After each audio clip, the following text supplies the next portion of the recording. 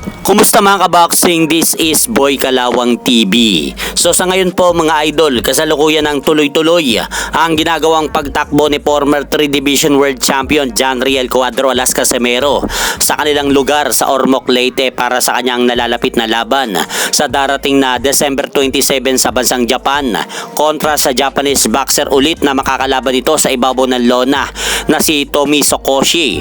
At dito mga idol sa video kung saan kasama nga po ni Cuadro Alas ang kanyang mga ilang taong idinagdag sa kanyang kampo para makatulong sa kanyang darating na laban sa buwan ng Disyembre. At makikita pa natin dito mga idol sa video na yan, kasama nga po nilang tumatakbo itong si Bernacle Fighter at Mixed Martial Arts Dondon Serrano aka Rugby Boy TV.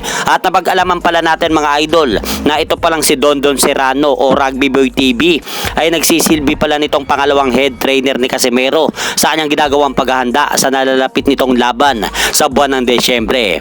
At maririnig pa natin sa video na yan na sinasabi nga po ni Coach Jason Casimero na paldo na daw sila, at paulit-ulit nga po nitong sinasabi ang mga salitang paldo na. Panoorin nyo nga po mga idol.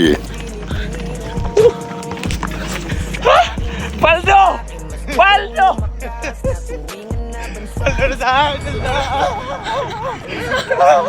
So yun po mga idol, ano pong ibig sabihin dyan ni Coach Jason sa pagsabi nito na paldo na sila? At sa bilang balita naman po mga idol, matapos nga pong tagumpay madepensahan ni David Benavides ang kanyang WBC World Light Heavyweight Belt kay Anthony Yarde kahapon sa kanilang naging bakbakan sa ginanap na Daring 4 sa Riyadh, Saudi Arabia, kung saan tinalo nga po mga idol ni David Benavides si Anthony Yarde sa pamamagitan ng 7-round technical knockout. Ay natanong nga po ito at na-interview kung ano ang magiging susunod na hakbang niya sa susunod na taon.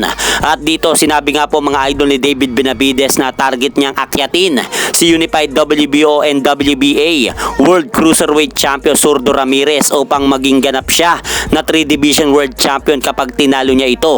So matindi nga po ang kumpiyansa mga idol ni David Benavides na kanya niyang talunin si Zurdo Ramirez sa mismong division ito sa timbang ng 200 pounds. At ito nga po ang sinabi ni David Benavides sa interview mga idol, panoorin po natin. I just want to keep training hard, but I got some news for you guys.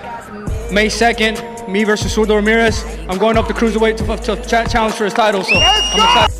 At hanggang dito na lang po muna ang aking update sa mga ganapan sa mundo ng boxing. At syempre mga idol, huwag nyo rin pong kalimutan, pakisuportahan nyo naman po muna ang ating munting channel. Maraming salamat po.